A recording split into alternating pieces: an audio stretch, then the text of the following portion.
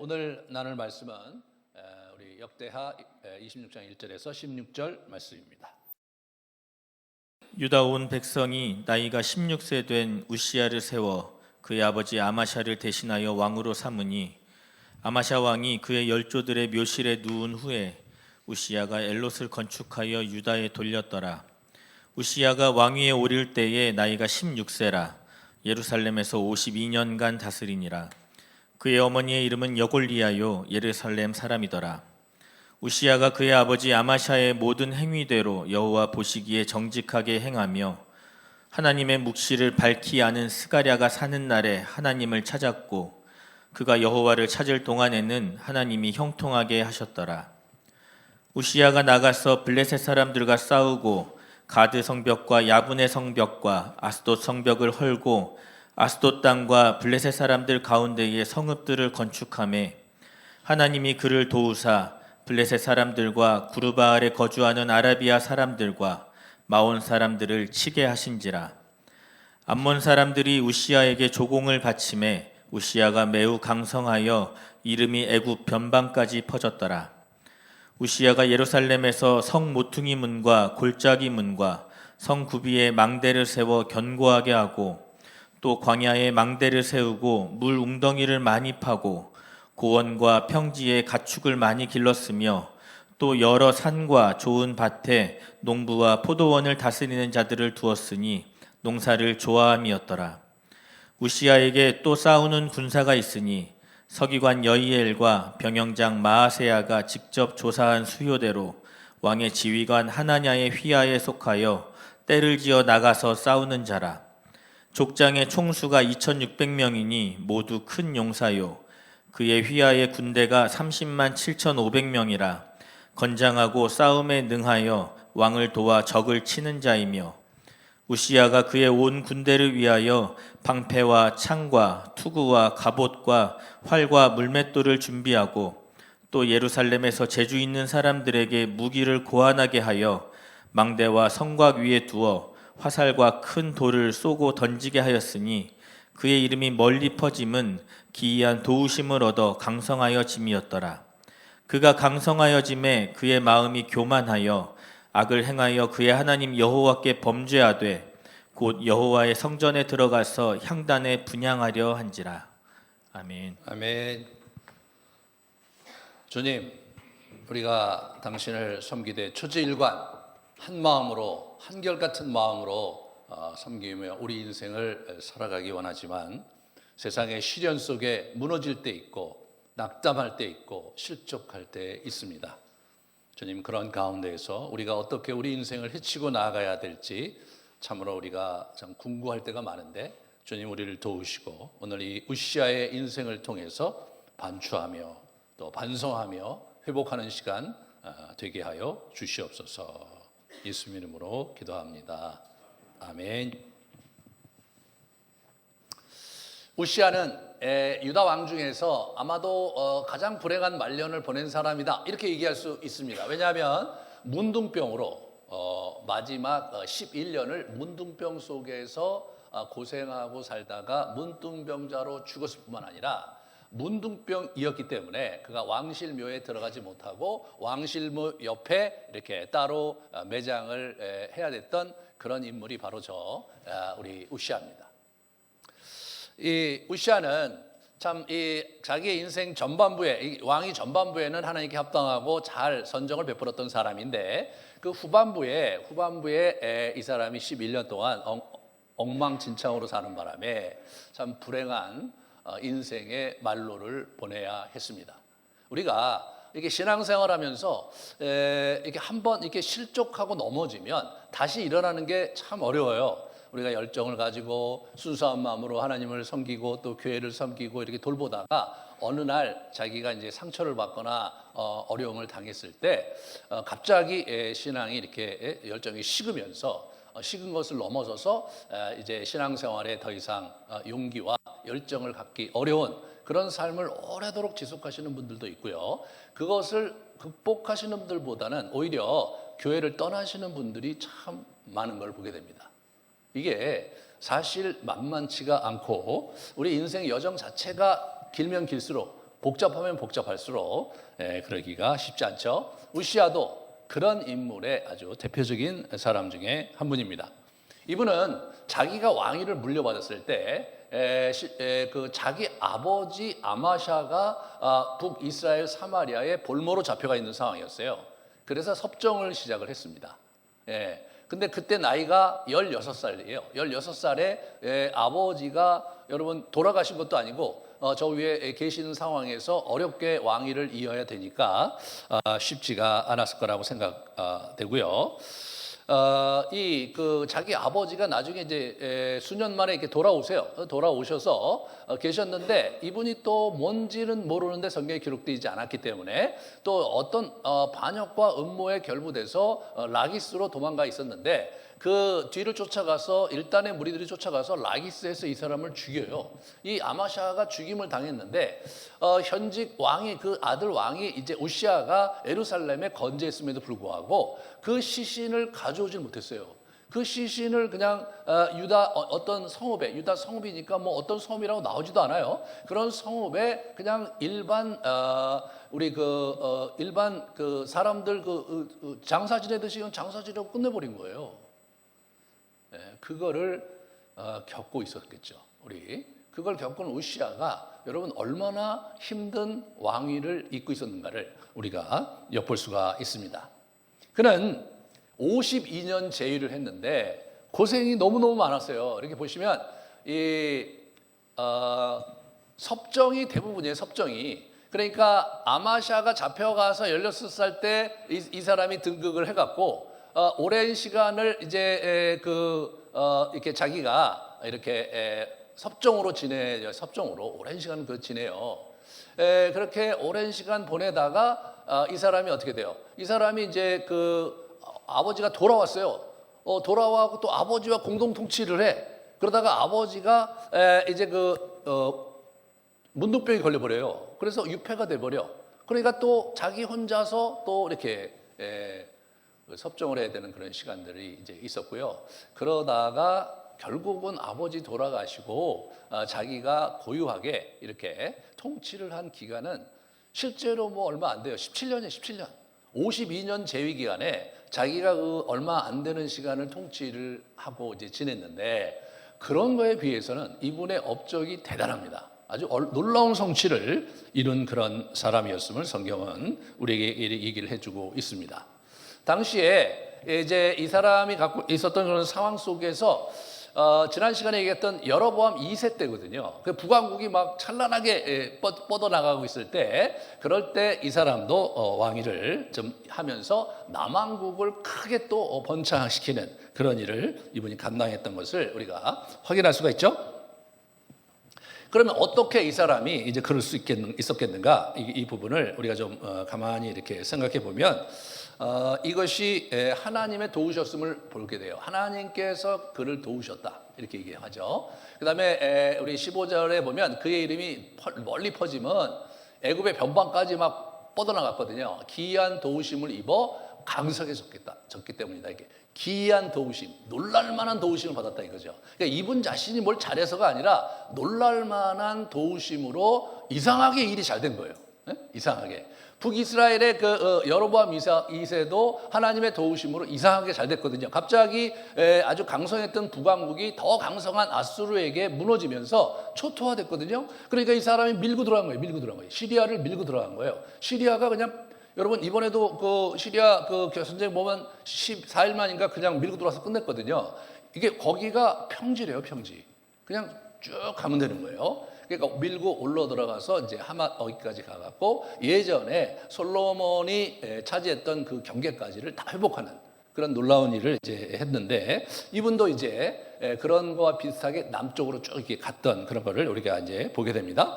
실제로 이제 여기서 우리가 이제 이 하나님의 이런 보세요. 북쪽에 녹색으로 되어 있는 게 북이스라엘인데 찐노란으로 되어 있는 게 그게 아람인데 그걸 다 점령을 해버린 거예요. 그러니까 북쪽으로 쭉 올라갔죠. 남쪽에 이 보랏빛은 이 남유다예요. 남유다는 또 남유다대로 우리 우시아가 이렇게 하고 있었던 거예요. 그러니까 우시아라는 이 왕이 52년 제위하면서 물론 섭정 기간이 대부분이었는데 그럼에도 불구하고 유다가 블레셋을 저기하고 복속시키고 모압도 복속시키고 에돔도 자기가 장악하면서 아주 강성한 남왕국을 이제 이렇게 세우게 되는 걸 보게 됩니다. 이렇게 되는 데는 사실 북왕국과 남왕국이 이렇게 연합전선을 핀 데 이제 있었어요.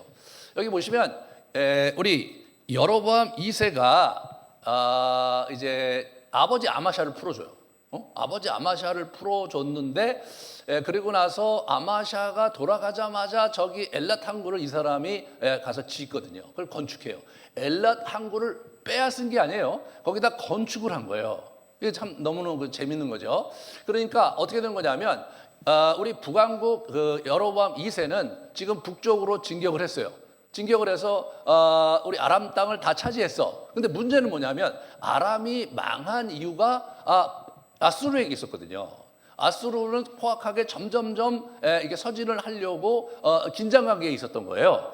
그런 긴장관계 속에서 하나님께서 요나 선지자에게 아수르의 수도 니느웨에 가서 그들에게 메시지를 선포해서 회개를 하게 하라라는 얘기를 듣고 이 요나가 완전히 맛이 간 거예요. 아니 다른 나라도 아니고 저렇게 포악한 나라, 여러분 이 고대 근동에 출현했던 나라 중에서 아수르가 가장 포악했다고 그래요. 사람도 많이 죽이고 살갗을 벗겨 죽이고 말이에요. 예? 그런 아주 포악한 그런 족속이었는데 가서 복음을 전하라고 그러니까 가서 메시지 전하라고 그러니까 이 친구가 도망갔죠. 다시스로 도망가다가 이제 빠져서 물고기 뱃속에서 며칠 지내다 나와갖고 드디어 느느웨에 가서 이렇게 회개의 메시지를 전하는 그 이야기가 요나서에 나오는데 그 시대인 거예요. 그 시대에. 그러니까 지금 북왕국 여로보암 2세는 북쪽에 이제 이렇게 아주 신경을 써야 돼요. 그렇게 되면 어떻게 됩니까? 남쪽을 잘 이렇게 평안하게 해야 되잖아요. 우리 고구려가 수나라와 당나라하고 싸우느라 남쪽의 그 신라와 우리 백제와 평화관계를 유지하고 적당한 긴장 속에서 그냥 관리하는 수준으로 지냈잖아요. 관리하는 수준으로. 그와 동일하게 지금 북왕국의 여로보암 2세가 남왕국을 관리하는 수준으로 보냈던 거예요. 그러니까 이제 여러분께서 이렇게 생각해 보시면 우리가 알 수 있는 것은 뭐냐면 그럴 때 기이하게 하나님이 함께 하신 거예요. 그러니까 북왕국 여로보암 2세는 남왕국과 지금 뭐 얼마 되지도 않는 땅에다가 산지예요. 네? 광야가 있고 그런 산지 땅이란 말이에요. 블레셋은 평지예요. 근데 유다는 산지란 말이에요. 그거 뭐 있으나 없으나 마찬가지야. 괜히 자기 군대 보내서 괜히 싸우면서 피 흘릴 이유가 없는 거예요. 그냥 지들끼리 잘 살게 해주면 되는 거잖아요. 그러니까 아마샤를 보내면서 화해 제스처를 한 것 같고 그리고 나서 뭔가 평화의 무드를 이렇게 만들어 갔는데 이 아마샤가 돌아와서 딴짓을 한 것 같아요. 그러니까 여기 오늘 이제 2절에 보시면 어떻게 나옵니까? 왕이 그 열조와 함께 자매, 이게 아마샤가 잔 거예요. 잔 후에 우시아가 엘롯을 건축하여 유다에 돌렸다 이렇게 나오잖아요. 그러니까 기다렸던 것 같아요.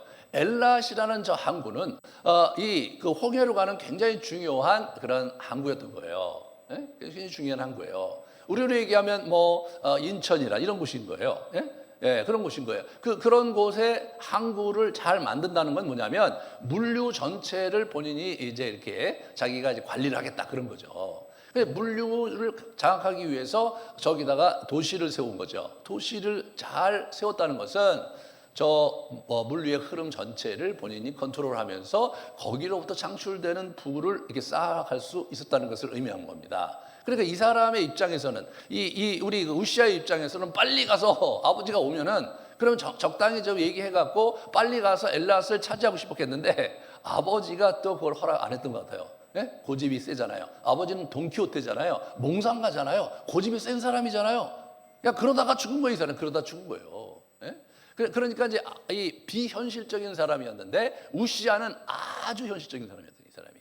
그래서 이제 저렇게 이제 하면서 나라를 부강하게 이끌었던 거예요. 그러면서 어떻게 되냐면 이렇게 저쪽 가서 엘랏 항구를 지은 다음에 이 블레셋을 친 거예요. 에돔도 또 아라비아도 마온 사람들 이 전쟁으로 제압을 해요. 그러니까 이 블레셋을 친다는 것을 뭘 의미하냐면 이 사람이 보면요 땅을 좋아했어. 농사를 좋아했어요. 블레셋이 그래도 농사 지을 만한 땅이에요. 이쪽에 유대 땅은 농사 지을 만한 땅이 없었어요. 블레셋이 농사 지을 만한 땅이고 블레셋과 셰펠라라고 우리 그 유다 산지 지역의 가운데 이렇게 구릉 지역이 있었는데 거기도 농사를 지을 수 있었겠지만 거기는 그렇게 비옥한 곳은 아니고 저쪽에 블레셋 땅이 비옥하니까 저걸 차지한 거예요.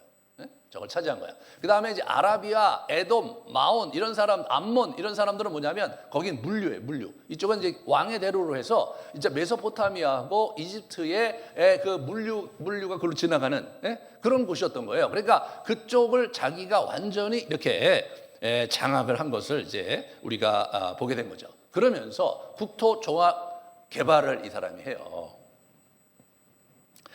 그래서 망대를 세워요. 망대를 많이 세워. 그다음에 아수르 사람들이 망대를 많이 세웠대요. 그렇게 전략적으로 방비책을 마련하고 블레셋에도 성벽을 짓고 예루살렘 성도 보수하고 광야에 망대와 물구덩이도 만들고 평지의 가축을 이제 이렇게 보급하고 그다음에 농부와 포도원을 다스리는 자를 세웠다. 이런 걸 보면은 이 사람이 총체적으로 생산량을 증대시키고 그 당시 1차 산업이 최고잖아요. 우리나라 얘기하면 뭐 지금 3차 산업 들어가서 이제 4차 산업 넘어가잖아요. 그래서 뭐 AI 뭐 이런 얘기 하는데 그와 같이 국민들의 먹거리를 위해서 아주 열심히 경주했던 훌륭한 왕이었어요, 이 사람이요.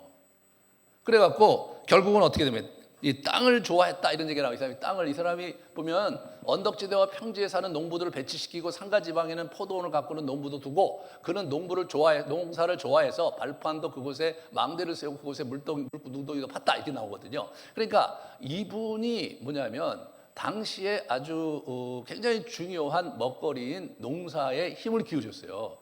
그런데 여러분 성경에 그 어디에도 농사에 힘을 기울이는 왕에 대한 언급이 없어요. 예? 제가 볼 때 저기 솔로몬은 그걸 했을 것 같은데 다른 왕들은 농사 짓는데 이렇게 열심인 그런 사람이 없었어요. 이렇게 진심인 사람이 없었어요. 그러니까 이 사람이 그렇게 했다는 거예요. 그 다음에 이 사람이 뭘 했냐면 이 군대 조직을 정비했어요. 그래서 아주 체계적으로 군대를 마련했던 걸 보게 큰 용사 260명, 30만 대군을 준비했어요. 그러니까 우리 고대 국가에서 30만 굉장히 크거든요. 현대 국가도 30만이면 굉장히 커요. 30만이면 저기 뭐 유럽에 있는 나라 중에 30만 군대를 갖고 있는 나라는 없죠. 우리나라가 가면 유럽을 다 점령할 수 있다는 이상한 소리를 제가 들은 적이 있는데 그럴 만할 것 같아요. 네? 그럴 만해. 그러니까 이 사람이 지금 북쪽에 누가 있냐면 여로보암 2세가 있어서 평화를 유지하긴 하지만 언제 어떻게 될지 모르고 그 다음에 실제로 그 여로보암 2세 너머에 있는 아수르는 대단한 친구들이거든요. 아주 포악한 친구들이거든요. 그러니까 언제 내려올지 몰라요. 현실적으로 여로보암 2세가 죽고 나자 곧이어 이 그 아수르 제국이 계속해서 침투를 하는 것을 우리가 성경에서 볼 수가 있어요. 그러니까 그런 환경 속에서 이 사람이 미래를 이렇게 준비하면서 저런 일을 이제 했던 거고요. 그리고 이렇게 방산을 열심히 했어요. 방패와 창과 투구와 갑옷과 활과 무리배, 무기 제조 기술자, 뭐 새로운 무기를 고안하고 요즘 대한민국 같아요. 이분이 이걸 한 거예요. 얼마나 탁월해요? 대단하죠. 그러니까 어떻게 되냐면 제가 볼 때 솔로몬 이후에 아주 뛰어난 왕이었고 경제적 부와 그리고 체제의 안정을 꾀했던 놀라운 왕이었어요. 실제로 여호사밧보다 더 대단한 왕이었던 거예요. 근데 실제로 여호사밧의 얘기를 기록한 것보다 훨씬 적어요. 한 장밖에 기록을 안 했어. 그 얘기는 뭐냐? 이 사람이 갖고 있는 영적 비중은 형편없었다는 거예요. 결국은 이 사람이 이제 교만해서 문제를 일으키는 그런 형태를 보기. 16절 보세요. 16절. 그 마음이 교만하여 악을 행하여 하나님 여호와께 범죄했다 이렇게 나오거든요. 이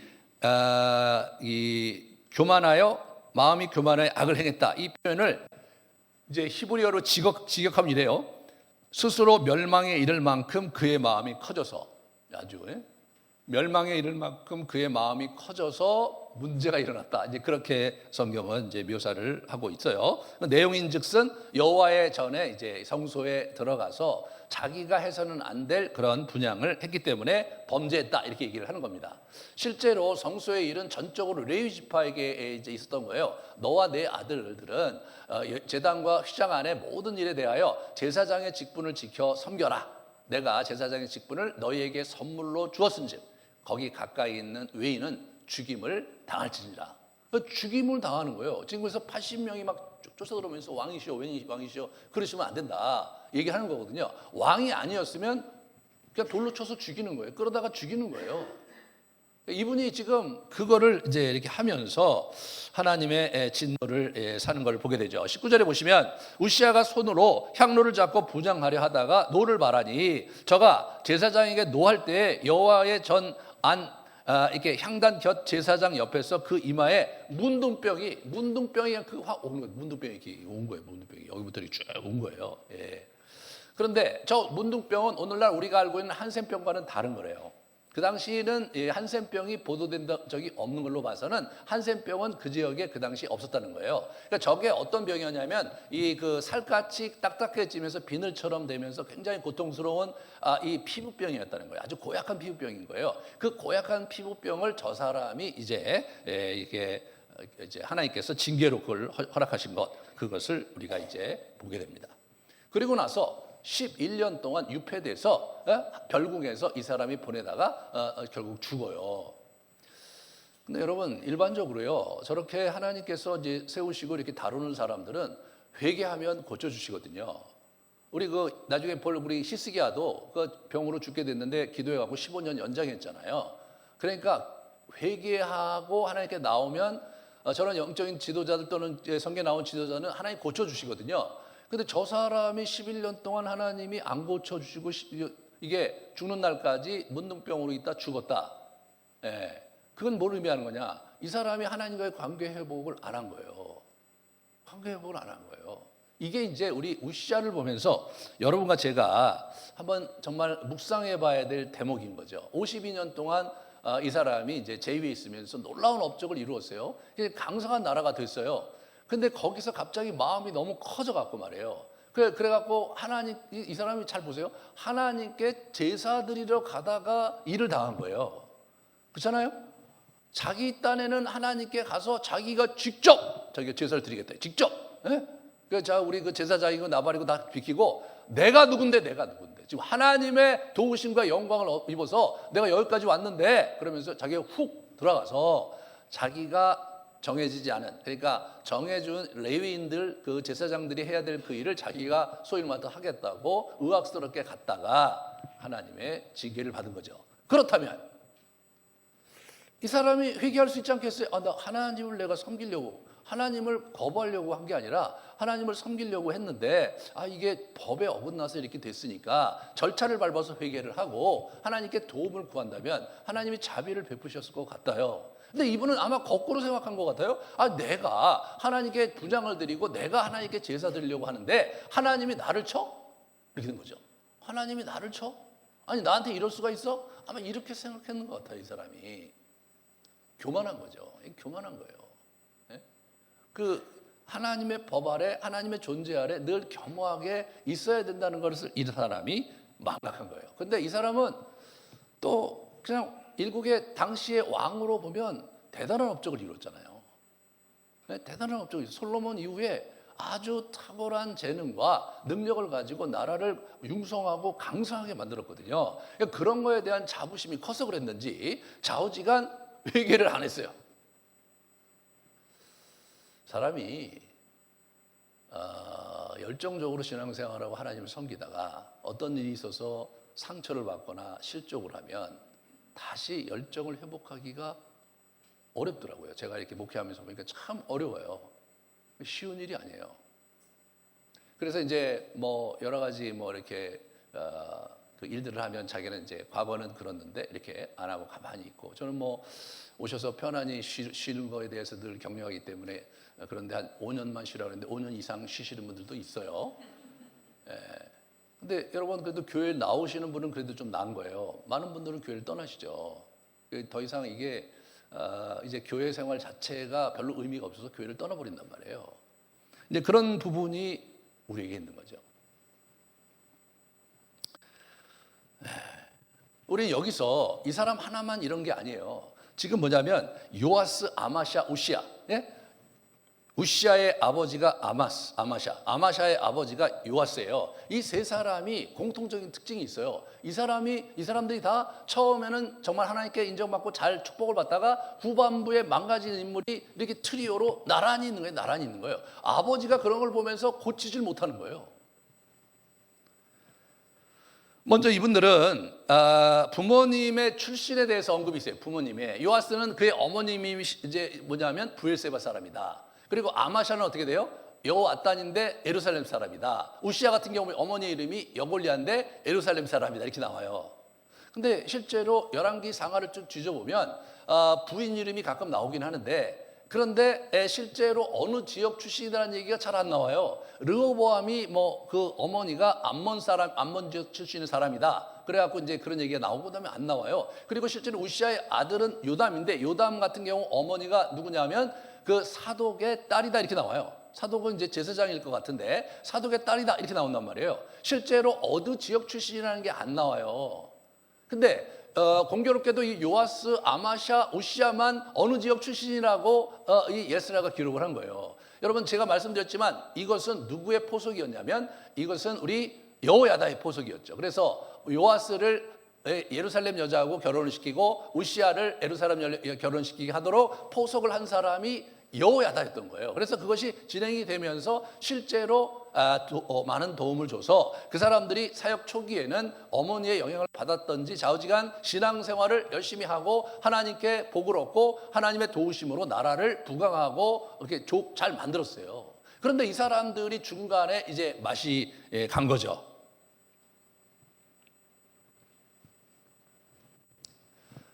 우리 요아스는 어떻게 됩니까? 여호야다의 아들 스가랴가 자기가 하는 것을 이렇게 반발해갖고 어떻게 반발해서 스가랴를 죽였어요. 그 다음에 아마샤는 어떻게 선지자의 경고를 무시했죠. 그래서 왕이 그에게 이르되 우리가 너를 왕의 모사로 삼았는 자 그치라 어찌하여 맞으려 하는 자. 너 맞을래? 너 누가 왕의 모사로 삼아서 여기 와서 누가 얘기하라고 했어? 이렇게 나온 거예요. 완전히 쌩까는 거죠.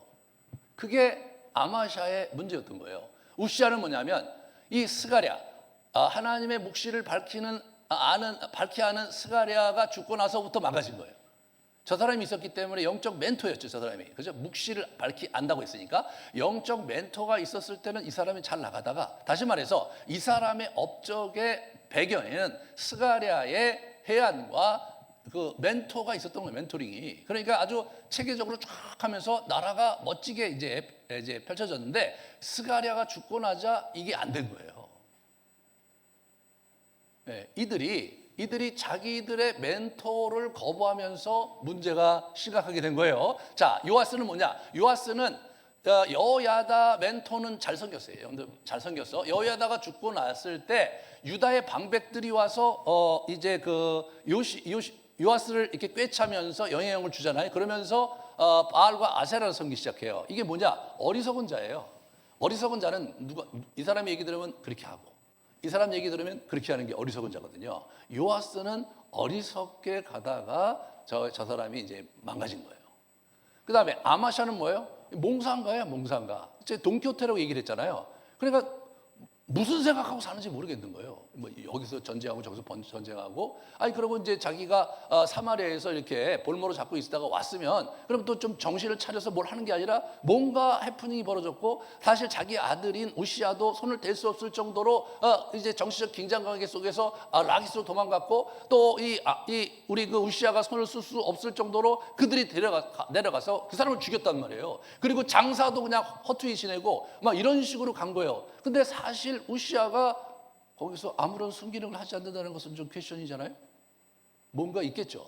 저렇게 뛰어나고 아주 대단한 왕이 그런데 아무런 영향력을 미치지 못했다는 것은 무엇을 짐작하게 합니까? 아마샤가 결국 몽상가로서 누구도 건드릴 수 없는 그런 형태로 자기 인생을 구가하고 있었다는 것을 의미한 거 아닐까 생각해요.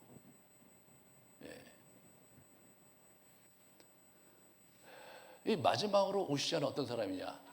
이 사람 교만하고 미련한 사람이에요. 교만하고 미련한 사람이야. 뭐 그 정도 되면 인간이 교만할 수 있잖아요. 그죠? 하는 일마다 다 잘 됐어. 자기가 왕이 돼서 안 된 게 하나도 없어. 안 된 게 하나도 없어요. 뭐 정치적으로 안정됐지, 외교적으로도 안정돼 있지, 하는 일마다 다 잘 되지. 그다음에 막 굉장히 많이 산업이 부흥을 했지. 그다음에 군사력도 굉장히 강화가 됐지. 그다음에 방산업체를 했는데 막 너무나 잘 되지. 뭐 그러니까 교만할 만하죠.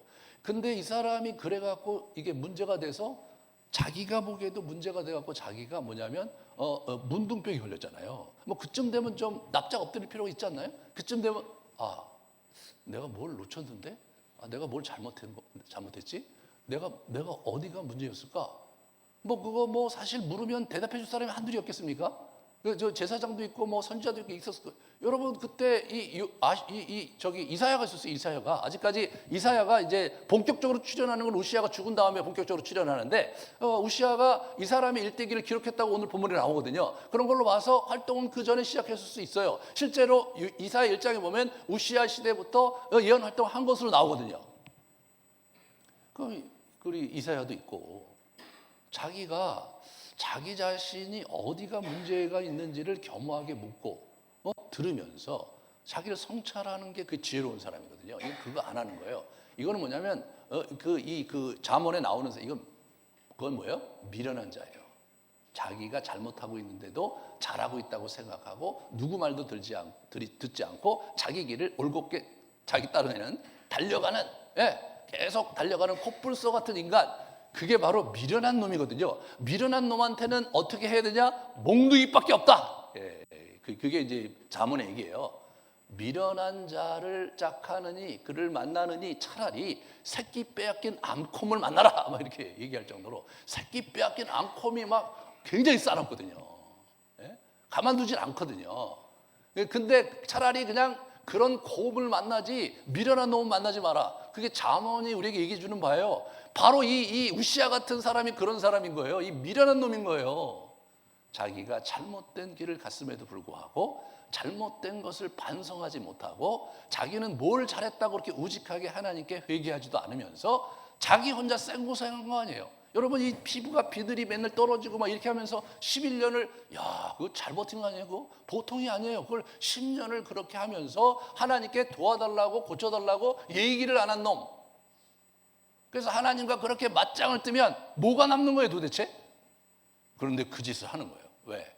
뭐가 뭔지 모르는 거예요. 자기가 잘못한 게 없다고 생각하는 거예요. 이 미련한 사람의 특징은 뭐냐면 자기가 늘 피해자야. 어떤 상황에서도 자기가 피해자야.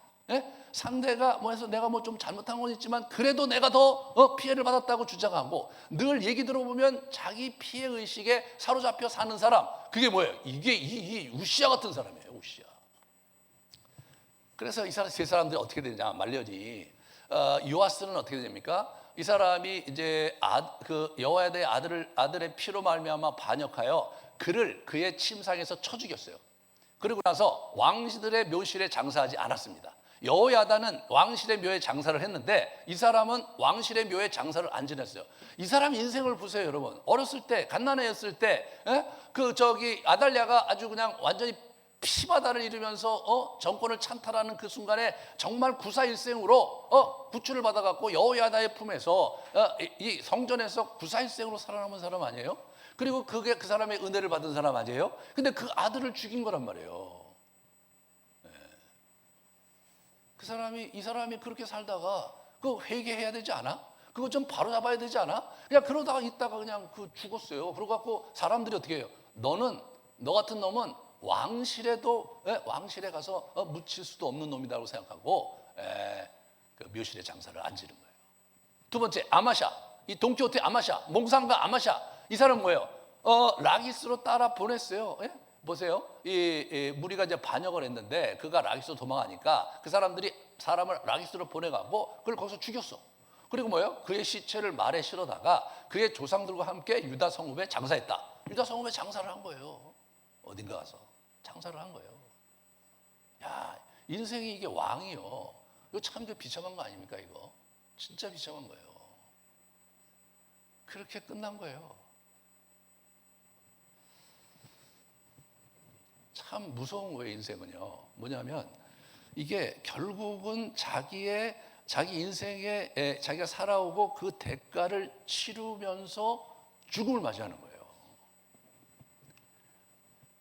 우시아는 어떻게 돼요? 죽는 날까지 나병 환자예요. 이게 참 재밌잖아요. 죽는 날까지 나병 환자다. 예, 그냥 그때 나병을 앓다가 아프다가 죽은 게 아니라 이 표현이 있잖아요. 죽는 날까지라는 표현이 있잖아요. 마지막 죽는 순간까지 나병 환자로 있다가 그 나병 때문에 죽은 거예요, 이 사람이. 여호와의 전에서 끊어져 별국에 살았다. 아예 근처도 못 가게 한 거예요. 그는 나병 환자라 하여 왕실의 묘에 접한 땅 곧 그의 조상들 곁에 장사했다. 왕실에 여기 묘실이 있는데 그 옆에 이게 있는 땅에다가 장사를 한 거예요. 얼마나 수치스러워요? 얼마나 불명예스러워요? 이 우시아가 이룬 그 엄청난 공적이 아주 대단하고 역사에 남았는데 그 사람이 말년이 이렇게 된다는 것이 얼마나 수치스럽습니까? 그렇게 죽어간 거예요. 이게 인생인 거예요.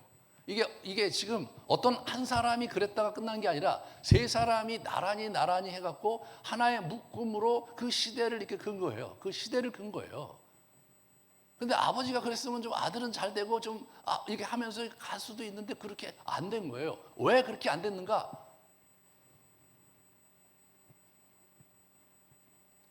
그것은 뭡니까? 그것은 그 멘토를 무시했기 때문에 멘토의 얘기를 들으면서 그러면서 이걸 잘 자기 인생을 추스르지 않았기 때문이거든요. 그러면 어떻게 하나님께서는 또 저 사람을 저렇게 하시는가? 하나님이 너무하신 거 아닌가 이런 생각을 우리가 해볼 수가 있어요. 그래도 전반기에 하나님을 섬기고 잘 지냈는데, 그죠? 그런데 그 들어가기 전에 우리가 이 사람을 좀, 이게 렘브란트가 그렸더라고요. 렘브란트가 이 사람이 이렇게 이걸 그렸는데 한참 보고 있으면 느낌이 와요. 그러니까 우리가 알고 있는 한센병이 아니니까 형체는 저렇게 있는 거예요. 한센병이면 형체가 문드러졌겠죠, 그죠? 그게 아닌 거예요. 저렇게 하는데 저 사람이 저렇게 있는 거예요. 이렇게 보면 한참을 들여다보니까 생각을 많이 하게 되더라고요. 저 사람에게 어떤 생명력과 의지가 없어요. 그렇게 그린 거예요. 그러니까 만약 자기가 살력을 발버둥 쳤으면 눈빛도 다르고 뭔가 갈망하는 눈빛이 있어야 되는, 없어요. 갈망이 없으니까 하나님께 하나님께 이렇게 나가지도 않았던 것 같아요. 그냥 삶을 체념하고 내 이렇게 살다 죽지, 그러고 저렇게 미련하게 있다가 죽었어요.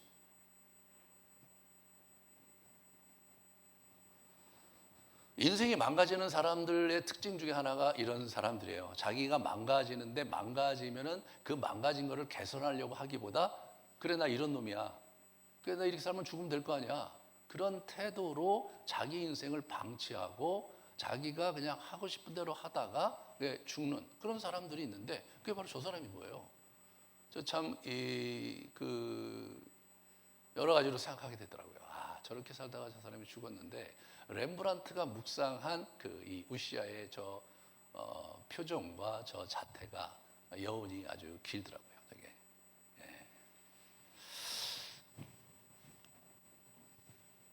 우리가 이제 그러면 하나님께서 왜 인자 사람들을 저렇게 다루시는가? 예. 너는 내 민족이 이르기를 의인이 범죄하는 날에 그 공의가 구원하지 못할 것이다. 의인도 범죄하면 그 사람 구원 못한다. 그런 얘기를 하는 거예요. 가령 내가 의인에게 말하기를 너는 살리라 하였다 하자. 그가 그의 공의를 스스로 믿고 죄악을 행하면 그 모든 의로운 행위가 하나도 기억되지 않겠다. 자기가 공의로운 사람이다 라고 생각하면서 악을 행하면 어떻게 돼요? 그 의로운 행위가 하나도 기억하지 못하고 너는 죽을 거라 이거예요. 죽을 거라. 그러나 가령 네가 정정 죽으리라고 했다고 하자. 그렇지만 돌이켜 자기 죄를에서 벗어나면 어떻게 해요? 너는 정령 살리라 이거예요. 너무 보세요, 그죠? 돌이켜 자기의 죄에서 떠나서 정의와 공의로 행하면 그는 반드시 살고 죽지 않을 것이다. 이게 하나님께서 말씀하신 거예요.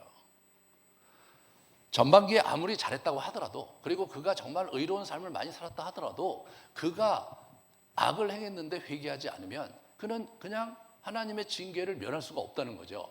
그러나 거꾸로 정말 우리가 굉장히 악한 일을 하고 굉장히 큰 어려운 일을 했다 손 치더라도 하나님께 나와 회개하면 하나님이 다시 살려주신다는 거예요. 아주 단순한 셈법이거든요. 초등학생도 다 알아들을 원칙인 거예요. 단 하나, 마음을 돌이켜서 내게 와라. 내가 너를 붙잡고 살려줄 것이다 라는 단순한 원리인데, 이 단순한 원리를 많은 사람들이 그거를 붙잡지 못하고 아주 어렵게 살다가 슬프게 자기 인생을 마치는 것을 이렇게 보게 됩니다. 하나님께서는 지금 우리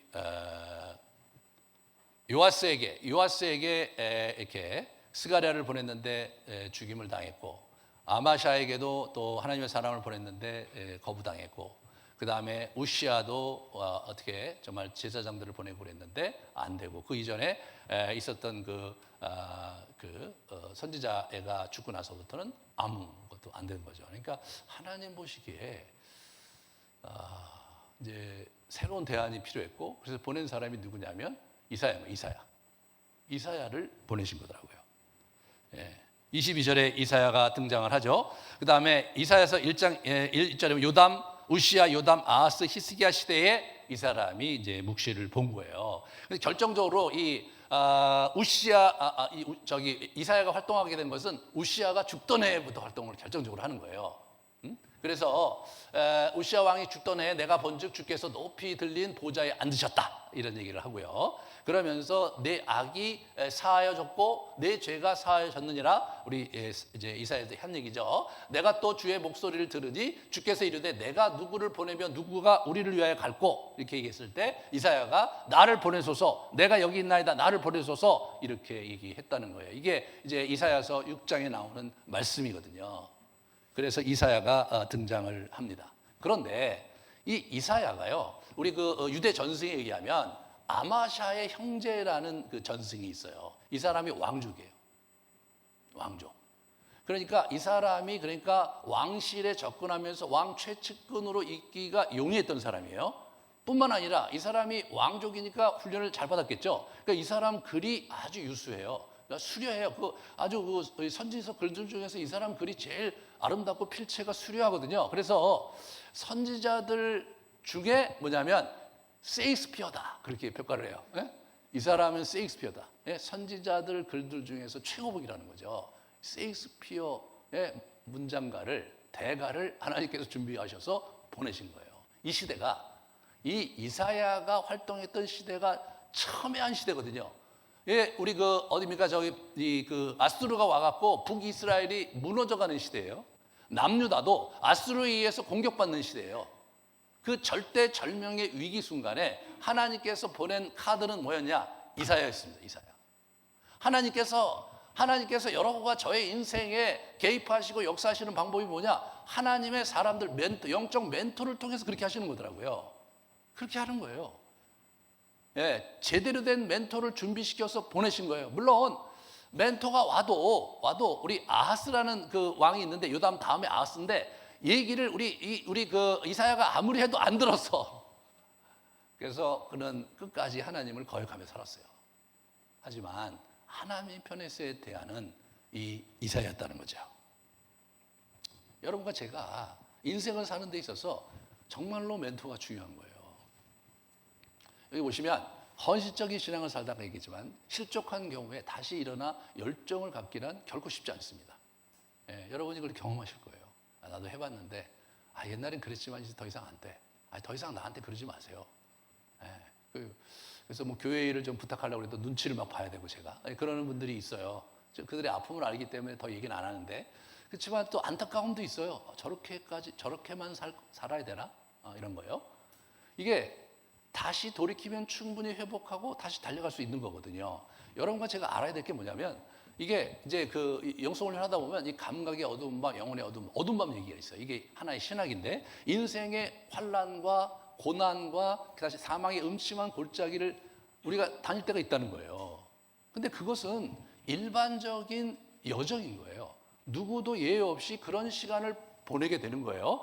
그러한 환난과 어두움의 시간 속에서 하나님께서 우리의 영혼을 다루시고 우리를 연단하시면서 하나님 나라의 귀한 그런 일들을 감당하게 하시는데, 제일 중요한 게 뭐냐? 하나님과 우리가 친밀하게, 아주 투명하게 관계로 이렇게 나아갈 수 있도록 우리를 준비시켜 주시는 거거든요. 그게 저 어두운 밤이라고요.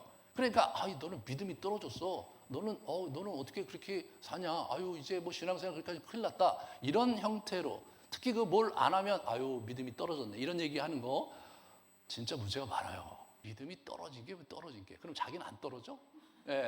여러분 살다 보면 신앙생활 하다 보면 인생의 험한 꼴을 당하다 보면 아이고 좀 힘들 때가 있는 거 아니에요. 기도가 잘 안 될 때도 있고 예전에는 그렇게 힘있게 정말 봉사하고 그렇게 기뻤는데 지금은 그게 정말 꼴도 보기 싫고 하기 싫고 말이에요. 그럴 때가 있는 거예요. 그게 문제가 아니라 그게 하나의 과정이란 말이에요. 그런 과정을 이렇게 넘어가면서 성숙한 사람이 되는 거지. 그런 과정 없이 그냥 아주 나이스하게 하나님의 도우심으로 이렇게 출렁이면서 그러면서 우리가 하나님 나라의 성숙한 사람으로 될 수가 없단 말이에요. 그건 그냥 그냥 여기저기 책에 다 나오고 신학으로 정립이 돼 있어요. 그게. 그럼에도 불구하고 저도 제가 이거를 이제 겪으면서 많이 알게 된 게 뭐냐면 이런 걸 가르쳐 주는 적이 없었어요. 이쪽 개신교에서 나온 책은 이게 별로 그렇게 잘 안 나와 있어요. 영적 전투와 이 내면의 어려움과 이런 거에도 잘 안 나와 있어요. 기도를 정말 깊이 들어가서 정말 자기의 영혼과 씨름하면서 악한 영과 대적하면서 그런 시간을 보낸 그런 영혼들이 그런 분들이 쓴 그 책들에 보면 저게 RR이 나와 있다는 거예요. RR이 나와 있단 말이에요.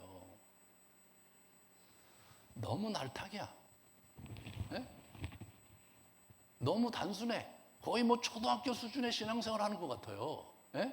열심히 하면 하나님께서 도움을 주시고 복을 주시고 봉사 안 하고 그러면 하나님께 어떻게 나가려고 그러냐 이렇게 야단하냐 치고 그런 수준은 이게 처음에 신앙생활 할 때 그렇게 지내는 거 맞지만 이게 10년 지나고 20년 지나면 그렇게만 설명할 수 있는 것들이 설명할 수 없는 것들이 얼마나 많은데요. 자기 마음도 자기가 모르겠고 이렇게 참담하고 이렇게 황량하고 하나님이 살아계신 것 같지 않고 기도를 해도 가슴이 턱턱 막히고 몇 마디 하다 보면 더 이상 기도말이 안 나오고 그러고 있는 거 아니에요.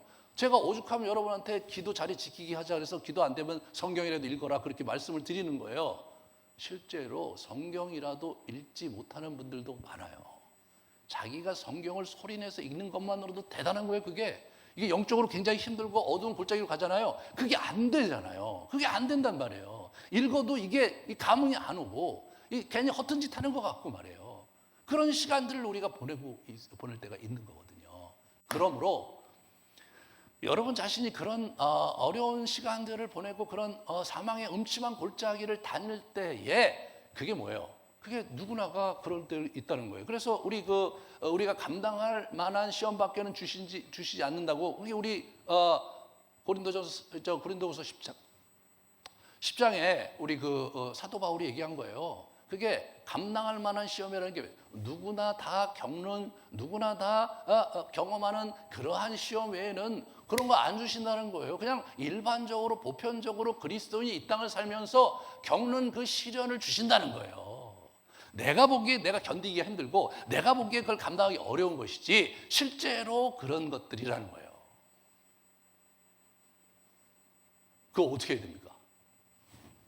그러니까 멘토가 필요한 거예요. 그러니까 그런 문제를 같이 상담하고 도움을 받을 멘토가 우리에게 필요한 거예요. 그러므로 여러분과 제가 이렇게 그런 좋은 멘토와 그런 사람들이 있으면 참 좋겠는데 많지 않잖아요. 그죠? 정말 그런 사람이 되어야 돼요. 이 시대는 옛날보다 이게 상황이 너무나 복잡해요.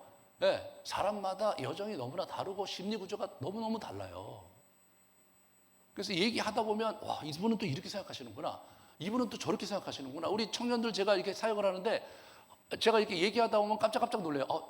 나는 저런 생각을 해본 적이 없는데 저 친구는 저런 생각을 하는구나. 얘기하다 보면 제가 턱턱 막혀요. 배워도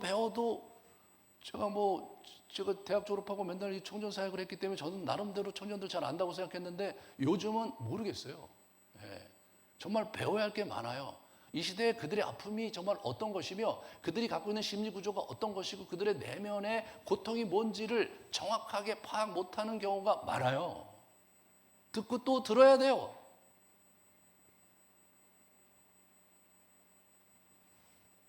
사랑하는 여러분, 인간이 이게 쉬운 게 아니더라고요. 내면이 복잡한 거예요. 우리 애들 키워보면 여러분 아실 거예요. 그런데 이렇게 그냥 이렇게 단순하게 이렇게 신앙생활하면서 믿습니다, 아멘 이렇게 해갖고 말이야 하고 막 이렇게 해갖고 그런 게 해결이 되나요? 아니 성경도 그렇게 얘기하지 않는 거예요. 예수님도 그게 해결이 안 돼갖고 할 수만 있으면 이 잔을 내게 해서 좀 치워달라고 오시는 거 아니에요? 예수님이 아니 그 양반이 다 작전 짜고 오신 거 아니에요? 창세전에 자기들이 예비했다고 본인들이 얘기하시는 거예요. 오래됐어요 그거 기획한 지. 그리고 마땅히 자기는 십자가 못 박혀 돌아가셔야 돼 지금. 근데 지금 그 자리에 내일이 좀 십자가 못 박혀 돌아가셔야 되는데 그 양반이 막 너무 화가 나니까 그냥 베드로 야단치고 너는 나를 위해서 한 시간도 깨어 있을 수 없더냐, 나를 위해서 기도해달라 막 거기다 막 뭐라 그러고 막 화를 내시면서 짜증을 내면서 그러면서 이 기도 내용은 뭐예요? 할 수만 있으면 이 잔을 내게서 하지 마십시오. 그리고 맨 마지막 이렇게 얘기하시죠. 그러나 내 뜻대로 마옵시고 하나님의 뜻대로 해달라. 어떻게 듣기에 따라서 아주 묘해요. 막 내가 당신 뜻대로 다 하겠습니다. 정말 뭐든지 말씀만 하시죠. 막 그렇게 얘기하는 거잖아요. 그런데 사실은 뭐예요? 그 전에 내 얘기를 많이 나 이런 문제도 있고 저런 문제도 있고 내가 도저히 할 수가 없고 아시겠지만 내가 정말 얼마나 부족하고 아시겠지만 내가 가진 것도 없고 재능도 없고 쭉 얘기한 다음에 근데 목사님 뜻대로 하세요. 이렇게 하는 거잖아요. 예수님도 여러분과 저를 아세요. 자기도 그래 봤거든요. 인간으로 살면 쉽지가 않은 거예요. 쉽지가 않은 거예요.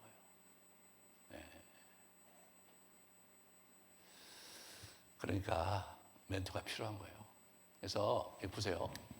우리 그 사도 바울이 그래서 이렇게 했어요. 잘 다스리는 장로는 배나 존경하는 자로 알되 말씀과 가르침에 수고하는 이들은 더욱 그렇게 해라. 귀하게 여기라 이거예요. 그런 사람들이 귀한 거예요. 그분들에 의해서 뭐냐면 여러분의 인생의 운명을 좌우하고 여러분 가문의 운명을 좌우하게 되는 거거든요. 가르침을 받는 자는 말씀을 가르치는 자와 모든 좋은 것을 함께 하라. 그렇게 하라고 얘기한 거예요. 왜? 그런 사람들이 정말로 중요하기 때문에 우리 인생의 결정적인 장면에서 그런 분들의 도움이 우리의 지평을 열고 우리의 어려움을 극복하게 할 것이기 때문에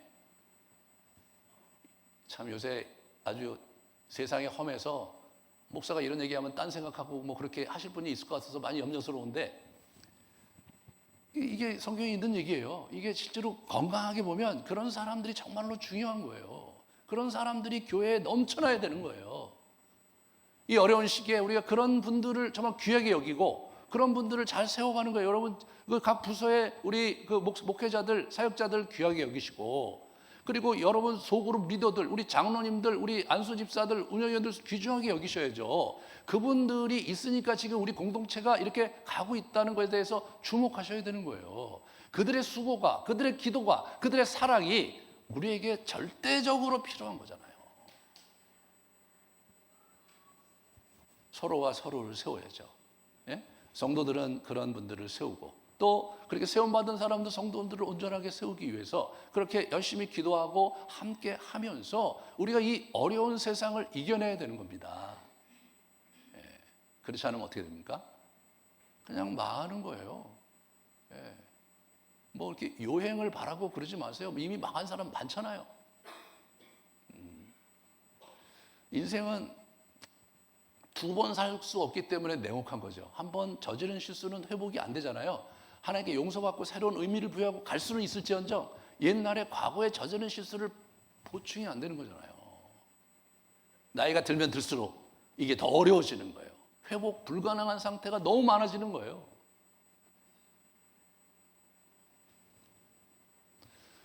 우시아처럼 아마샤처럼 그리고 우리 요아스처럼 자기의 멘토를 무시하고 멘토의 가르침을 겸허하게 받지 않아서 인생을 사망의 음침한 골짜기에서 헤어나지 못하는 그런 어리석은 범하지 않도록 여러분 우리 같이 기도하면서 슬기롭게 살아가기를 주님의 이름으로 축원합니다. 같이 우리 기도하시겠습니다.